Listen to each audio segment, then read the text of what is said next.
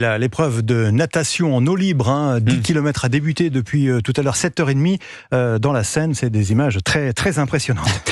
Après les supporters américains, hier partons à la rencontre des Ukrainiens. On poursuit notre petite série sur Europe. Oui, alors effectivement, les JO se poursuivent du côté de la Villette, où on suit assidûment ce qu'il se passe partout en France. La Villette, dans le 19e arrondissement à Paris. Dans ce quartier, le Club France, mais pas seulement sur place. 11 pays ont installé leur maison d'hospitalité. Brésil, Mexique, Serbie, également un symbole fort, l'Ukraine. Le reportage d'Alexis de la Fléchère. Une tribune de sport ravagée par les obus russes et l'image d'un athlète ukrainien qui s'entraîne dans une zone sinistrée.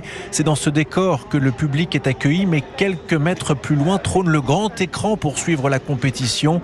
Et à chaque médaille gagnée, Irina, ukrainienne, ne peut cacher son émotion. Quand on voit la médaille d'or et quand on voit que le drapeau monte et notre hymne, c'est émotion vraiment pour nous. On a fait vidéoconférence avec l'Ukraine, comme ça, mon frère et sa famille, ils pouvaient voir parce que, vous savez, c'est une fois, il y a cette occasion. Une occasion de donner du courage à ceux qui sont restés. C'est plus que des médailles, explique Seribikov, qui travaille au ministère des Sports d'Ukraine. Il y a 2 ans, lorsque l'invasion a commencé, peu de gens croyaient que l'Ukraine allait continuer à tenir debout.